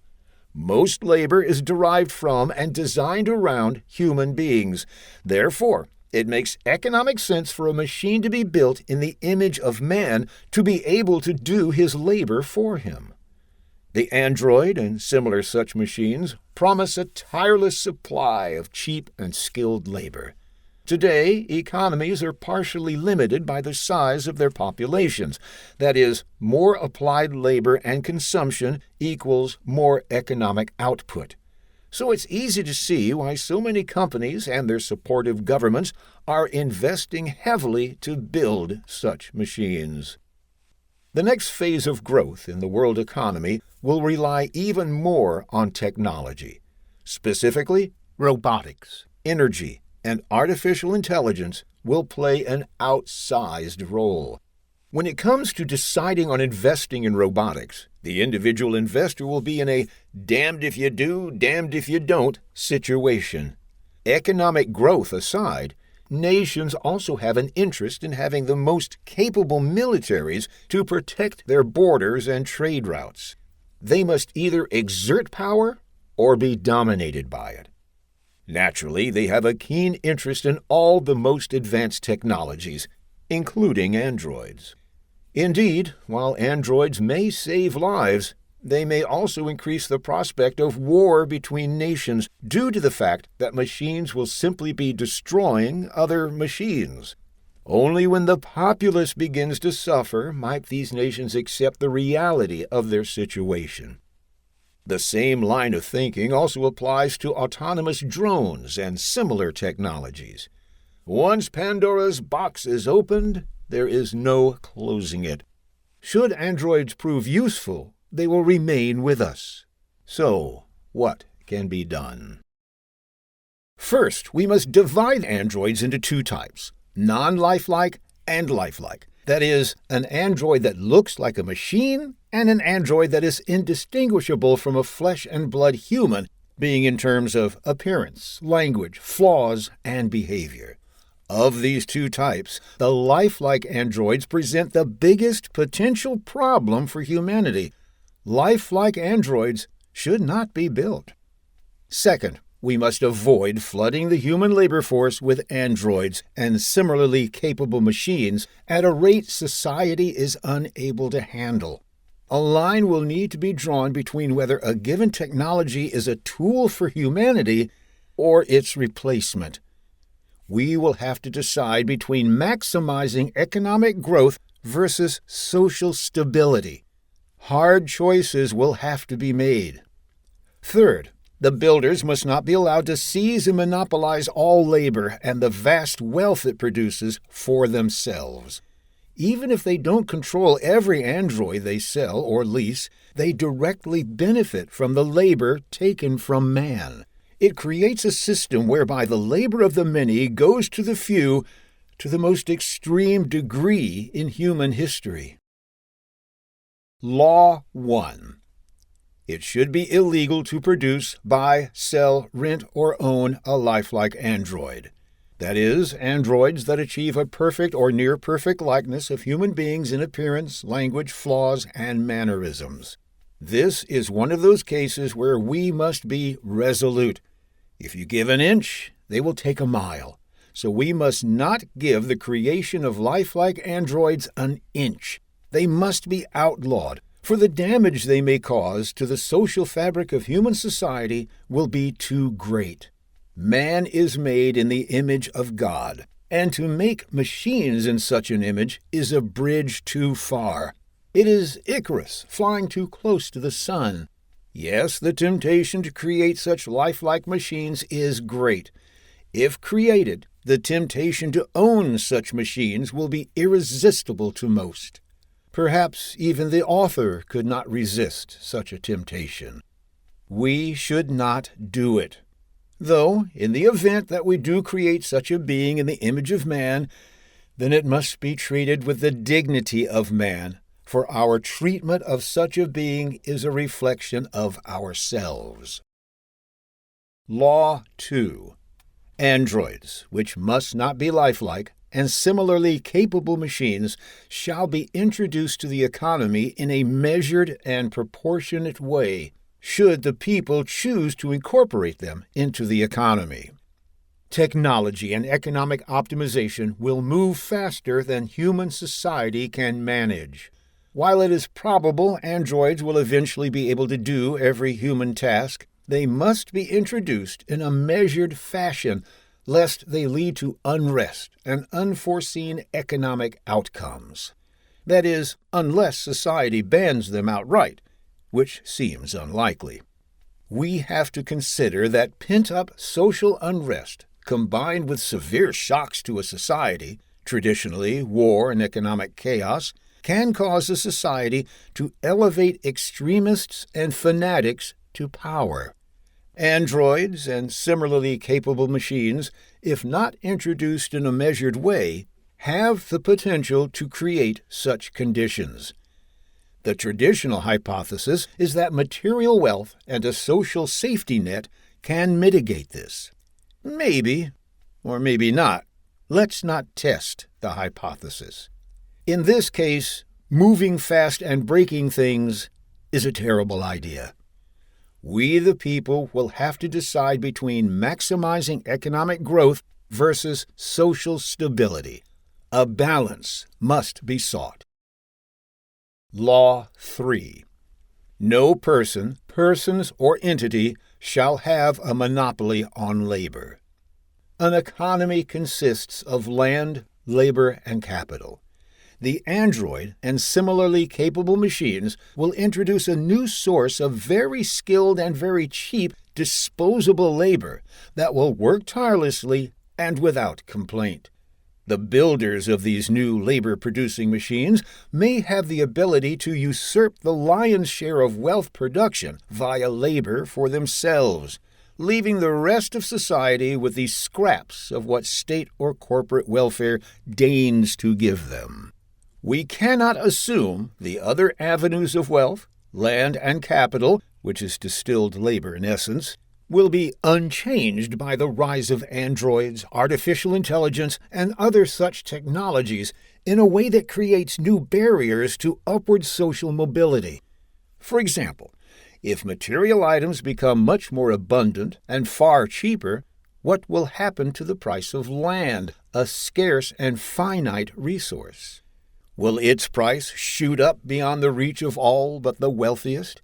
If one lives on a so-called universal income, a type of welfare, will they have enough capital to invest to improve their condition? After all, they have no say in how much they can make, as their merit is all for naught. If artificial intelligence comes to dominate the stock market, will human beings stand a chance to grow their capital? It's beyond reasonable that man's labor is not made worthless in every aspect of society. There is dignity in labor. Law 4. Human achievement shall be protected. It should be illegal for androids and similarly capable machines to take part in certain human-only designated spaces, such as sports, the arts, craft, law enforcement, and other key economic spaces. Full economic protectionism from androids will likely prove futile. However, people should still carve out for themselves key areas of the economy where their labor is not meaningless. Perhaps certain business types, such as traditional shops or small-scale services, can be protected. It is not enough to give people bread and circus to placate them. They need more than that. The answer to this question is difficult, as androids and similarly capable machines will affect every facet of the economy, and it will require trial and error from all levels of government to find the right balance. Laws will need to be carefully debated, detailed, intricate, and likely continuously modified until they prove itself useful and effective. The very adaptable common law judiciary will play a huge role in shaping such policy within the Anglosphere. The civil law may struggle to adapt fast enough. Law 5. Humanity must retain a monopoly on violence. No android or machine shall be given the ability to usurp mankind's monopoly on violence. Solving this problem is complex. Laws regarding making military androids weaker than men will likely prove futile. Treaties introducing android laws of war will leave much to be desired.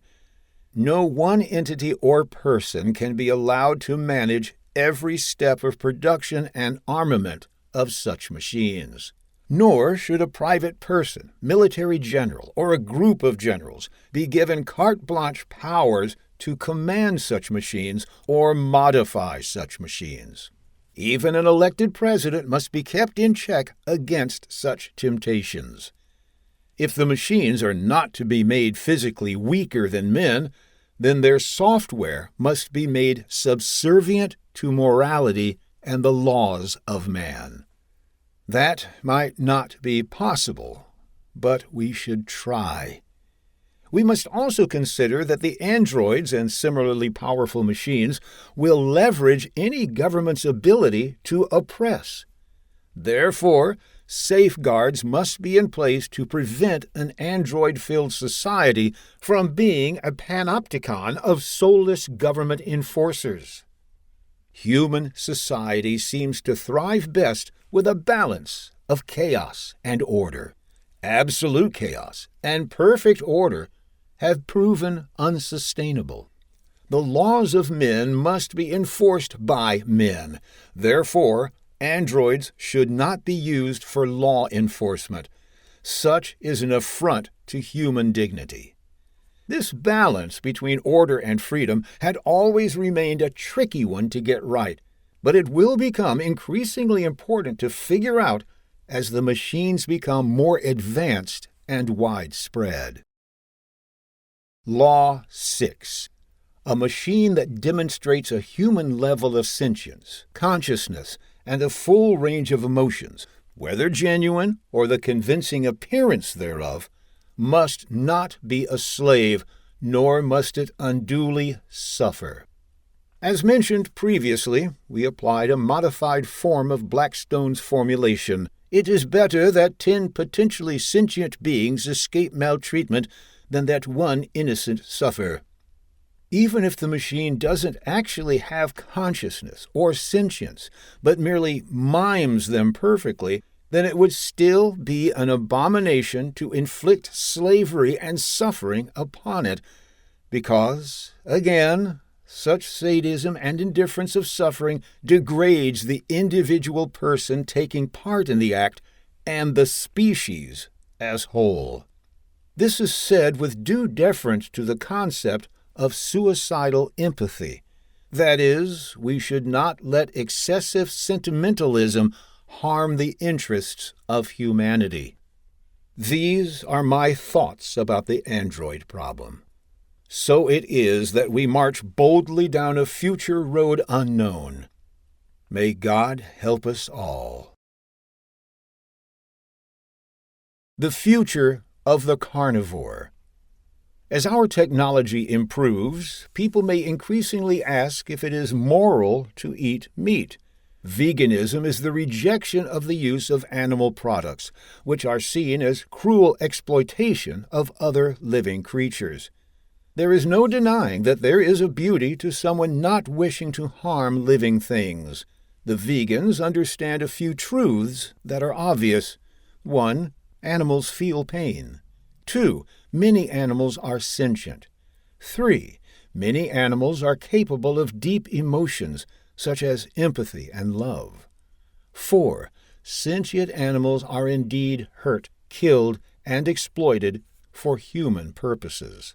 We know our cats and dogs are capable of empathy and love. Certainly pigs, being intelligent animals, are as well. So with this in mind, we have to ask ourselves, is veganism wrong? Perhaps it isn't, as a personal philosophy. However, the line must be drawn when vegans attempt to impose their lifestyle over others. One can't help but be reminded of the popular joke that goes something like this. If an owner claims their dog is vegan, then we know who is making the lifestyle choices. The rise of artificial meat, typically made out of processed pea protein and chemicals, has added an interesting twist to the vegan's argument. If people can have meat without killing or hurting an animal, should the practice of slaughtering animals then be made illegal? Will hunting become a bygone pastime of a barbaric and less civilized era? Indeed, it seems probable that if technology continues to grow exponentially, then people will be able to grow genuine meat in labs without the need to kill an animal. I would even go so far as to say that science may one day have the ability to create lab-grown meat that tastes better than natural meat. Imagine getting a beautifully marbled Kobe steak for a fraction of the price, grown to order, with all the customer's preferences in mind. Imagine a customer being able to choose the exact tenderness, percentage of fat, and species of cow, or a mixture thereof, and having the steak grown to order and delivered to them the same day. If such methods to produce meat come to pass, should it still be acceptable to kill animals for meat and leather and other goods? The answer is yes. If people choose to opt out of buying slaughtered meat if they can get something better and cheaper, then the livestock industry may very well shrink or perhaps go extinct. However, the key word is choice, not an imposed mandate. Just as we must consider the cruelty to the animal to be eaten, we must also consider the cruelty to any living creature being denied their nature. These are primal rights and are a part of natural law. It would be cruel to deny the lion its primal right to hunt prey. Yes, the gazelle suffers and dies and is consumed, but the gazelle exists in balance with the rest of the ecosystem, of which the lion is a critical part. Does this then mean that gazelles are born to suffer and lions are born to enjoy a life of comfort? Not at all. The lion suffers as well. Lions may go days without food, and should their hunts not be successful, they slowly succumb to disease and starvation. If they're lucky, they may die peacefully. If not, they will be eaten alive by scavengers such as hyenas. Let us say, hypothetically, we are able to give the lion lab-created gazelle meat that is far more nutritious and tasty than natural gazelle meat, not to mention free of parasites. Furthermore, the lion would not have to risk starving to death, dying of disease, or getting eaten by hyenas. Would it then be acceptable to stop the lion from hunting? No. Part of the lion's primal nature and its natural right is to hunt. The entire animal is designed to hunt. It is the product of eons of evolution from what came before. God has made it perfect for its purpose. To deny this incredible creature the ability to use its body for its intended purpose, to hunt, would not only be a great cruelty, but an abomination against nature. On the flip side of the coin, the gazelle, too, has been the product of eons of evolution to be a master of survival. Its nature isn't merely to be prey. Its nature is to survive against all odds, and it does so magnificently. Well, what if we are one day able to create a near-perfect simulation for a lion that is indistinguishable from reality? The lion will be able to run in the savannah as far and wide as it wishes, and when it hunts, it feels just as real as it would in the wild.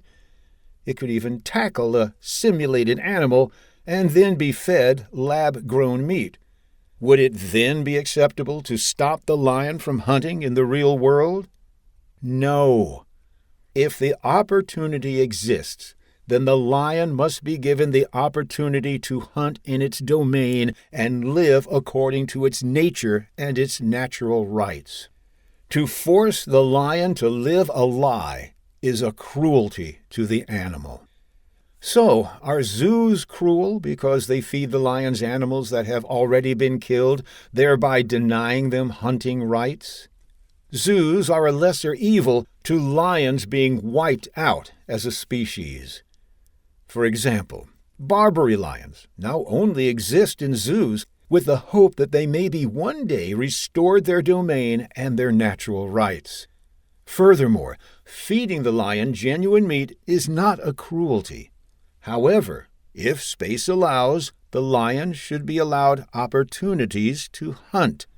This is far different than denying the lion its nature, based on a human-centered philosophy, rooted in sentimentalism, an individual person's sense of self, and social signaling status-seeking to their thought tribe.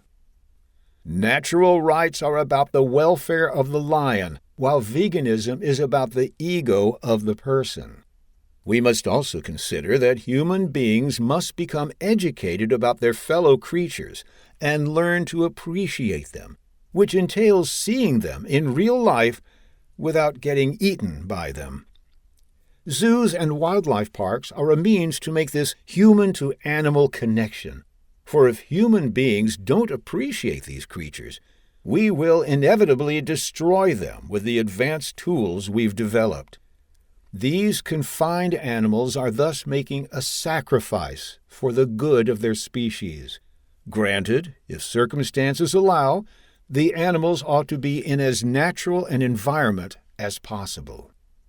What if the lion is being hunted by human beings, not to eat, but to display its carcass as a trophy? Its meat wasted. Is such hunting still a natural right?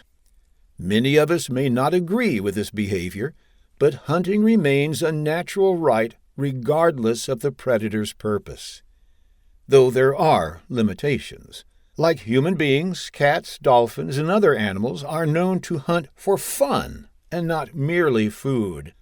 However, given man's technological advantages and numbers, he can easily wipe out the lion's entire species. Man does not exist in a vacuum.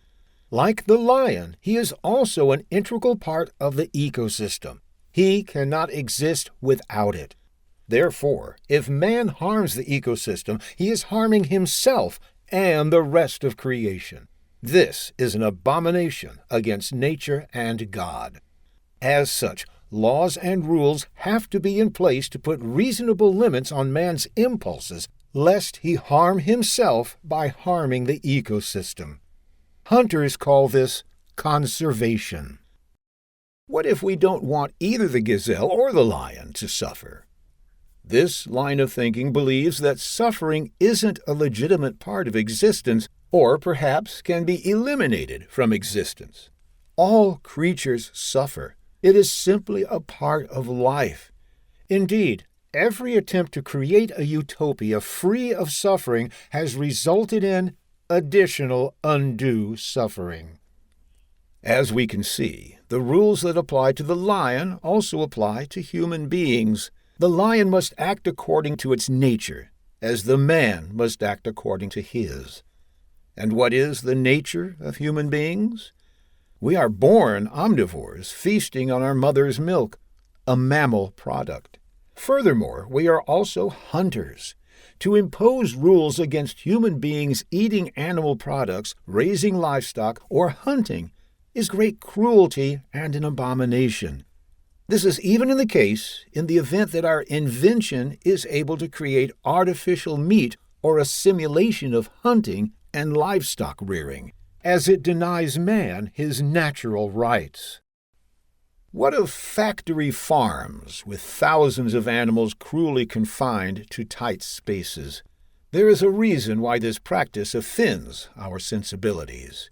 While livestock rearing has always had elements of animal suffering, such as branding, castration, nose rings, though some humans these days seem to enjoy them, and so forth, there is a sense that the practice of factory farming has gone too far.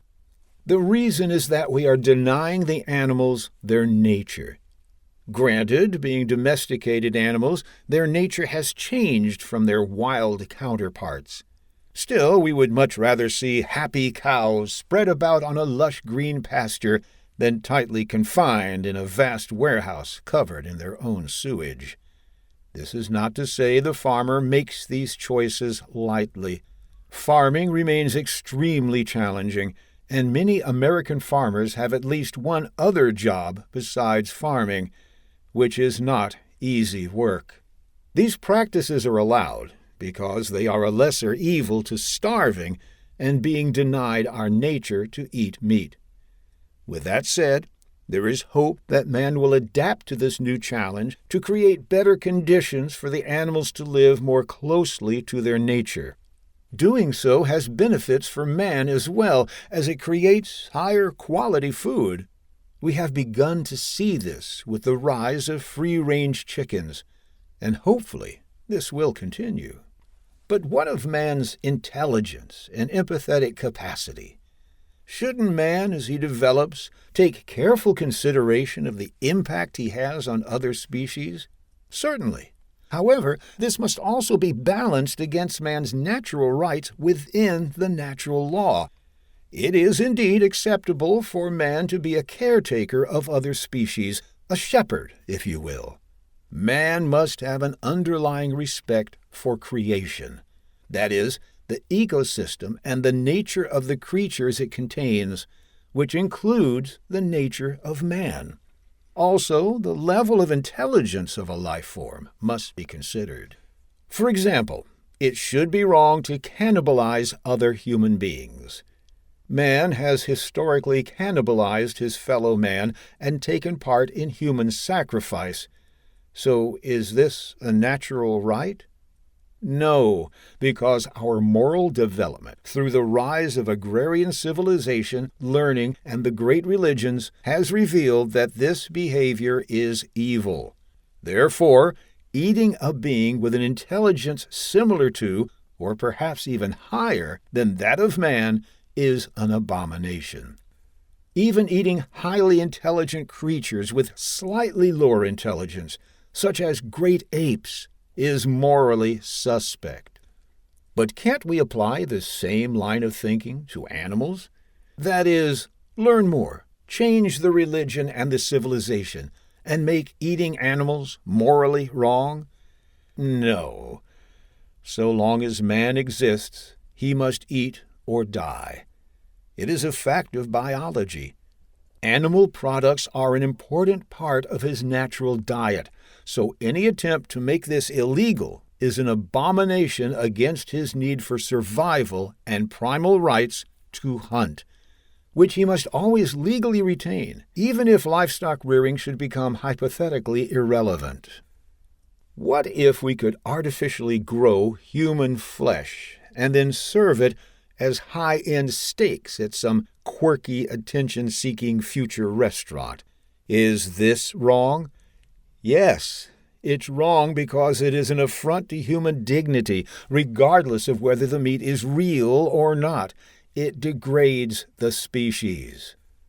There are two broad views on the matter of our primal nature versus future versions of ourselves. 1, those who wish to embrace their nature. 2, those who wish to become something beyond their nature. Realistically, many of us probably fall somewhere in the middle. We don't want to be feral barbarians, but we don't want to move too far beyond our roots either. That is, move beyond what it means to be human.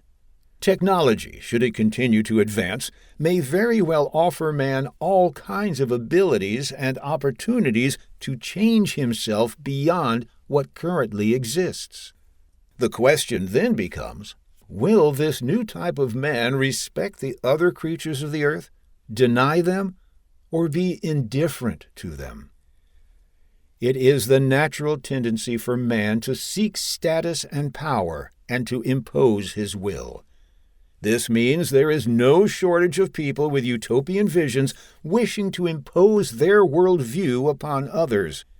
Furthermore, there are no shortage of fringe theories that are too ridiculous or unnatural to crawl their way out of the woodwork and be imposed upon an unsuspecting people just trying to go about their lives.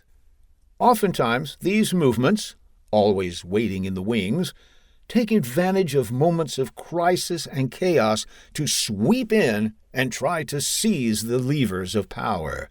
Veganism, while noble on some level, is one such idea waiting in the wings to be imposed upon the populace. Some of its adherents will deny this until the very moment they have power. Then their tune will change. In the Western world, this enforced veganism would be imposed by taking advantage of the West's guilt-based culture. That is, people would be made to feel guilty for enjoying that perfectly seared, beautifully marbled 24-ounce ribeye dripping with full fat, butter, and juices. How dare you eat that? That animal suffered. We know it suffered. We have proof it suffered. Where's your humanity? Where's your empathy, your morality? Therefore, your action being immoral, we must make this barbaric practice illegal. Listen to your moral betters. We know what we're doing. You can trust us. Don't eat that juicy, perfectly seared steak. You wouldn't enjoy it anyhow. Even if you did, you're a monster. In the East, particularly the Confucian-inspired countries, such views would likely be imposed by taking advantage of its shame-based culture. The process would simply involve elites shaming those who desire that magnificently marbled, perfectly cooked Kobe steak until the practice is reduced through a combination of social pressure and the punitive force of law. As a choice and personal way of life, veganism can be respected for its empathy. However, as an ideology to be imposed upon others, it is a cruelty that violates man's natural rights in accordance with the natural law. The future may very well offer us the ability to eat meat grown to order without the need to kill an animal. If people choose to go this route because they don't want an animal to die, or they simply think the meat tastes better, then it should be just that, a choice. Notes: Android, an advanced robot built in the image of man in order to fulfill man's tasks. Because of their unique ability to seamlessly fit into man-made infrastructure and take on any human role, they have the ability to play an outsized role in human affairs. There are two types of android, lifelike and non-lifelike. Of these two, the lifelike android presents the most challenges. Though we must keep in mind that the disruptive abilities of advanced robotics aren't limited to androids alone. Disruptive supremacy. This refers to the technology-enabled power that is an existential threat to the body politic, society, and the species. This power has the ability to disrupt, destroy, or unravel society through technological leverage by a small group of people or even an individual. Oftentimes, they may have a monopoly on technological prowess in a certain sector. Technology serves as a lever to enhance human willpower for good or ill. This technological leverage increases in power at an exponential rate, what futurist Ray Kurzweil calls the law of accelerating returns. In practice, this means that as such technologies become rapidly more advanced, they become more dangerous. The temptation to misuse such technologies is immense and perhaps irresistible. Therefore, such power must be decentralized and dispersed. Examples of disruptive supremacy are the rapidly improving rate of artificial intelligence, social media, genetic engineering, data mining, surveillance technology, and advanced robotics such as androids, just to name a few. These technologies typically work in symbiosis. Ennui. A feeling of restless dissatisfaction and weariness arising from a lack of occupation, excitement, and purpose. It's similar to apathy. However, apathy is a depressive state of not caring. For example, the apathetic person has succumbed to indifference and numbness, while the person with ennui cares enough to be bothered by their situation. Make work job. In China and Japan, it's common to see economically trivial jobs. Such jobs are typically given to the elderly or those who are otherwise difficult to employ in the free market. For example, in Tokyo, you may see nicely uniformed elderly security guards on every floor of a department store, despite being in a tightly organized, homogeneous society with very little crime to begin with. Outside the department store will often be up to 3 elderly men, again in sharp uniforms, directing traffic for a single vehicle or at crosswalks, bus stops, or construction sites, and so on. In China, you may see an army of street sweepers and older women with red armbands sitting about surveilling the streets for trouble, all of whom are given a stipend for their duties. Numerous other examples of these types of jobs exist, and the East Asian nations have become masters of creating them. While these jobs are likely close to economically useless, they are not socially useless. They do give people a task to do. They do help with social stability, ever so slightly. Indeed, they are beneficial lines of work for the elderly who wish to stay busy and dedicate some measure of their efforts to the common good. However, it is highly unlikely that such tasks can fulfill the desires of those at the peak of their youth and energy. At best, such jobs can only be described as better than nothing. At worst, they leave a wanting void to be filled by the restless and the ambitious. If no outlet for such restless people is given, then it seems one may end up creating a pressure cooker of resentment. Noblesse oblige. Essentially, it means that those who have power, wealth, and status have a moral duty and social responsibility toward the less privileged. It is an ancient concept found throughout the human story. Panopticon. A type of prison design with a central watchtower surrounded by open cells so that the guards may view the prisoners. This creates the effect of prisoners feeling like they're under constant watch to enforce the rules of the prison. Any technology with the means to record human interactions is a surveillance tool that serves as a de facto panopticon. With artificial intelligence and intelligent data mining, such data can be harvested, interpreted, and used to serve the whims of those who wield such technologies. Pretending to be like the rest of us. Throughout most of human history, elites have distinguished themselves from the commons by wearing different garments, accoutrements, and living standards, amongst other things, as a means of signaling status. A king wears a hat made of gold and jewels, so one has no question regarding his place in the hierarchy. One must grudgingly admit that there is an honesty to this system. In the post-World War II era, the practice of overt class differentiation has declined, and it has become fashionable for elites to dress simply and display status in a different way.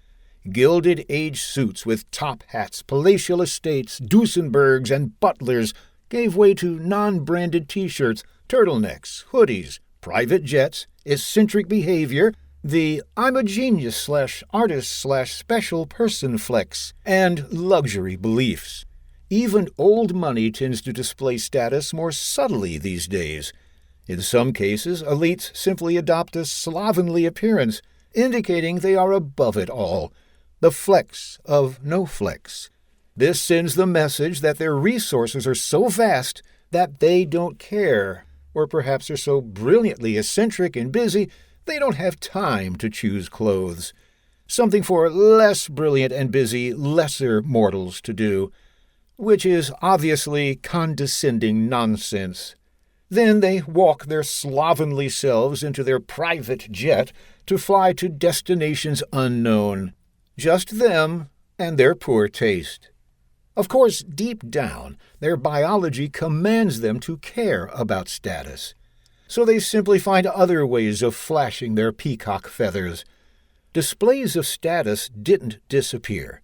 They simply changed. And no, your author is not above it either. Who knows? Perhaps it's a cycle, and elites will alternate between simplicity and extravagance every century or so. It will be fun to watch. Regardless of how humble a lifestyle the elites live, and of course they ensure everyone notices, if they have vast wealth, connections to captains of industry and political leaders, and wield the disruptive supremacy of a tech company, or control any vast organization, then they are not like everyone else. Genghis Khan lived in a yurt and drank blood from his horse's neck and fermented mare's milk. He lived a simple and hard life. But he was still Genghis Khan. Power is power. Unfortunately, this is a damned if you do and damned if you don't situation for elites, regardless of whether they choose to display the accoutrements of wealth and power or not. Either way, they'll face criticism, envy, and resentment. It's true that this is unfair, but don't worry, they'll probably be all right. Primal rights. This is a subset of the natural law, meaning that man and animals have a right to live in accordance with their nature and live a way of life as it has traditionally existed before the Industrial Revolution. Just as a lion has a primal right to eat meat in accordance with its nature, man also possesses the same inalienable primal right to eat meat, both being apex predators. To deny them their nature is a cruelty and an abomination. We must also consider the inverse. That is, the man has a primal right not to do anything that conflicts with his nature. Techno-feudalism. In the Middle Ages, feudalism was a system where serfs were obliged to live on their lord's land, labor for him, provide him a share of their production, and serve in his armies. The medieval serf had no effective political representation and had to obey his lord.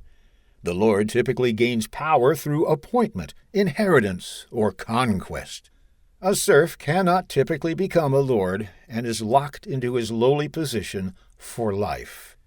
Techno-feudalism is a system where the common man has no de facto say in society or his personal economy. Rather, society is dominated by a cartel of elites with outsized influence due to the powerful technologies they wield, which enable them to have monopolies over large sections of the economy and thus vast wealth. In essence, the common man becomes dependent on the largesse of the tech oligarch. Tech oligarch. By the term tech oligarch, we mean any individual who wields or enables disproportionately powerful technology that has the power to disrupt, destroy, or unravel society. A tech oligarch may be a founder, chief executive of a tech entity, a majority owner of a tech entity, or an enabling partner to a tech entity. It is incredibly important to realize that the majority owners of a tech entity, typically majority shareholders in a corporation, are equally culpable in the actions of the tech company they are backing. Often they are seen as silent partners. They may be able to be silent partners in affairs corporate, but they cannot be allowed to be silent partners if the entity they are backing has the power to disrupt, destroy, or unravel society. They are members of society and therefore must be answerable to society. This is their duty. Noblesse oblige is still as relevant as ever. They do not get to hide in the shadows while the wealth creation vehicle they are supporting upends society. They must be brought to light. They have a responsibility to their fellow man. Interestingly, the American Congress often doesn't call upon majority shareholders to appear for their theatrical scoldings during congressional hearings. Rather, they may scold the hired help, a CEO, who often doesn't even have a controlling ownership stake in the company. So the question that must be asked is this: who has the power to fire the CEO? Perhaps those are the people Congress should be talking to, rather than the hired help. Oftentimes, the majority owners of a tech company are other companies, typically venture capital funds, index funds, investment banks, private equity funds, hedge funds, and various other flavors of investment vehicles. To pinpoint individual accountability in such a case, simply find the majority owners, typically partners or shareholders, of the investment vehicle. Sometimes one must even go one step further, as the ownership of the investment partnership or corporation may itself be an entity or a trust. Once the Russian Matryoshka dolls of ownership are fully unstacked and the individual found, they must be brought to light if need be. Laws regarding the corporate veil are not absolute, particularly if the individual in question has the ability to disrupt, destroy, or unravel society or enable such behavior. Individual responsibility is the kind that matters in human society. The Good Builder. The good builder is a tech oligarch who is subservient to the laws and morality of the people and understands that he has a moral and social responsibility to be a caretaker of the society that he is an inseparable part of. Above all, they are subservient to God. The Android Problem. Written by Chad Lester. Narrated by John Bell. Copyright 2026 by Chad Lester. Production copyright 2026 by Chad Lester.